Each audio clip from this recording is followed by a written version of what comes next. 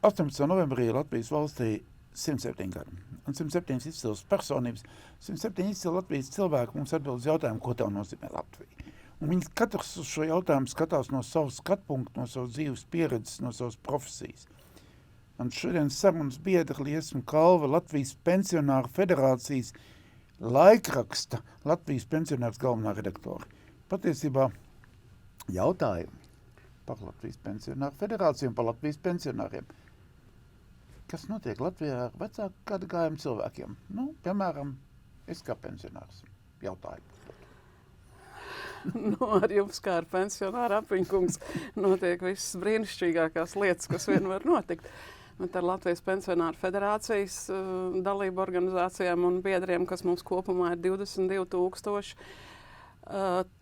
notiek labas lietas, jo tie 22,000 ir tā aktīvā pensionāra daļa, kas nesēž mājās, nevāja manā rokas klēpī salikuši. Man viņas ir diezgan grūti dabūt uz saviem pasākumiem, jo viņi ir aizņemti paši savējos.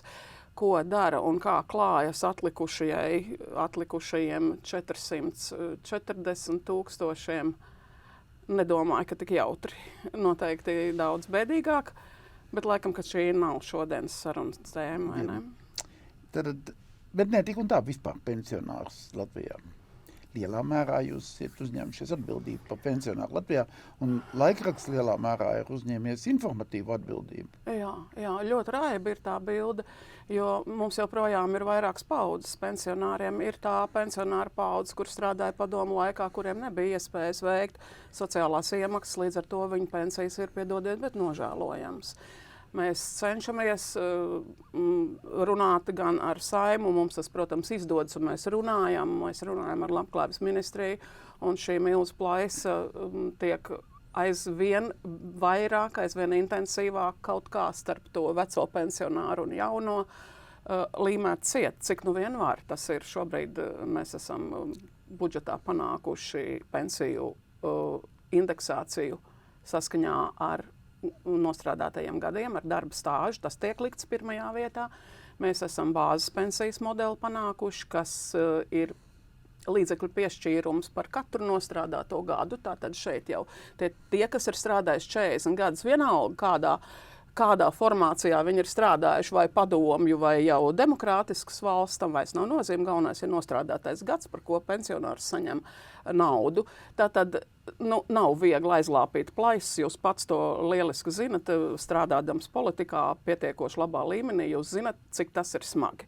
Tātad mēs darām, ko varam, kā organizācija, kur ir uzņēmusies veicināt pensionāru labklājību pilnīgi visu pensionāru. Tas ir nepaveicamais darbs.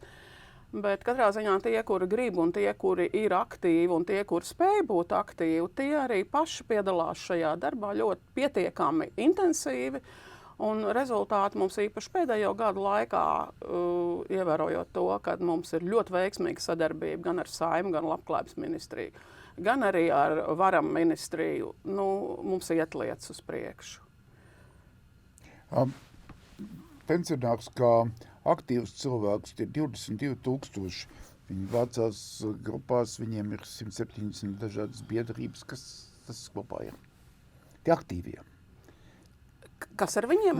Kas tas ir par cilvēku grupu, šie aktīvie pensionāri? Tie, kam nav miera. Tie ir tie, kas ļoti labi saprot to, ka ko līdz nolaida rokas to uz grunti. Un tieši šī iemesla dēļ, ka mēs redzam, cik svarīgi ir cilvēkam nonākot pensijā, tomēr nepiedzīvot to pārāvumu, kas viņu sagaida 50 gadnieku statusā ieejot, tad pirms pensijas vecumā ieejot. Ja? Jo tas jau vairs pārstāja būt aktīvs cilvēks, jo viņš nespēja konkurēt darba tirgu. Viņu vairs nekur neņem, ja viņš nav saglabājis darba vietu. Tātad viņš iekrīt lielajā depresīvajā bedrē, tātad viņam sāk nākt virsū dažādas drūmas domas, līdz ar to viņš neiet ārā no mājas, viņš paliek mazkustīgs, līdz ar to viņš rada slogu jau veselības aprūpē, viņš rada slogu sociālajai aprūpē, viņš ieejot pensijas vecumā jau ir slikts pensionārs. Viņš vairs nevar būt aktīvs, jo viņš jau ir sevi nobrucinājis pirms pensijas vecumā. Tieši tāpēc Pensionāru federācija īpaši pēdējā mūsu lielajā pasākumā Senioru dienā Saeimā mēs veltījām to sudraba ekonomikai. Tieši tai pensionāru sadaļai, kura garantē kvalitatīvu pensijas vecumu cilvēku Latvijā. Jo viņš jau pirms pensijas ir sagatavojis sevi, ka jā, es strādāšu mazāk, bet es strādāšu. Jā, man valsts dos iespēju strādāt. Jā, es būšu aktīvs, jo es varēšu to atļauties. Es varēšu iziet no mājas, jo jūs pats zinat, ja jūs pilsētā iziet no mājas, nu jums kaut kādi 10-20 eiro vienkārši no maka kaut kur pazūd, vai ne? Un tas nozīmē, ka tiem eiro ir jābūt tai makā. Bet ja cilvēkam ir 350 eiro pensija, viņš sēž mājās, viņš nekur nekustās ārā. Ja? Bet kā jūs varat viņai interesēt to, kas bija tikko, jūs teicāt, nu man tas cilvēks no 50 līdz 70, vai, teiksim, viņš ir pietiekami mazkustīgs, kā viņi pēc tam var atgriezt kaut kādā kustībā? Nu, tie ir personīgie kontakti, protams. Es jau patiesībā teikt, man jau pilnīgi likās, kāpēc man jāiet 65 gados pensijā. Bet es, protams, paskatījos savā, nu tad, kad man, teiksim, bankas kontā, es sapratu, ka man bija jāiet pensijā, tur viss kārtībā. Es jau teicu, man pilnīgi mierīgi, teikt, 75, 80, es būtu jau pilnīgi mierīgi turpinājis strādāt, man es liktos pilnīgi normāli turpināt strādāt vēl ilgāk. Jā, es saprotu, jā, tas pierunāšanas un no mājas ārā vilkšanas darbs mums notiek, saucamajā federālajā līmenī, pašvaldību līmenī, kur mūsu aktīvās pensionāru organizācijas tos savus kaimiņus, tās savus draudzenes tomēr valkais padusēm ārā un saka, nu beidz, nu šitā nevajag, nu nāc, mums te rīt ballīt, būs baigi forši piedalies, ja, un tā tas notiek. Bet lielajā līmenī tam ir jānotiek savādāk, tam ir jānotiek valstiski, tam ir jānotiek darbinot šo institūciju sudraba ekonomiku kopumā. Tas nav mūsu Latvijas paceltais karoks, tas ir Eiropas Savienībā aizsācies jau vismaz 10 gadus atpakaļ.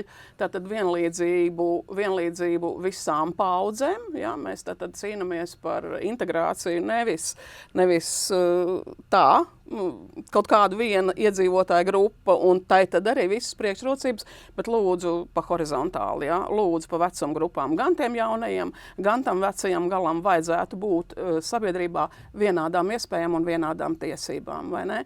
Līdz ar to šī te sudraba ekonomika mums Senioru dienā Saeimā arī lika pieņemt rezolūciju, kur ir 3 ļoti nozīmīgi punkti, ko mēs lūdzam likumdevējam vispirms iestrādāt likumdošanā un pēc tam, protams, izpildu varēja realizēt tātad par to, ka šī sudraba ekonomika vispār tiek skatīta kā potenciāls Latvijas tautsēmniecībā vispirms. Ja, kad tas, nu, mēs rēķinamies ar to, ka atvainojiet, mums šobrīd 60,000 pensionāri ir strādājošie jūs tai skaitā. Ja.